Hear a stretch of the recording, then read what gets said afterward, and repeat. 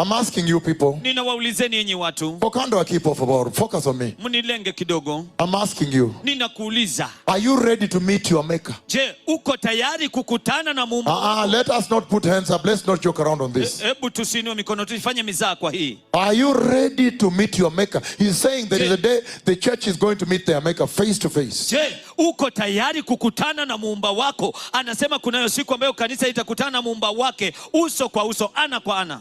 He's saying, and to meet, we will be with the Lord. To meet the Lord in the sky, in the air, in the clouds up here. Anasema kukutana na Bwana katika anga hapa juu, katika mawingu hapa juu. In other words, kwa maneno mengine, if you are going to meet the Lord, ikiwa unaenda kukutana na Bwana, then this look. Basi kunayo, angalia. What is your report? Iko wapi ripoti yako? What report are you going to give the Lord? Je, ni ripoti gani utakwenda kumpatia Bwana?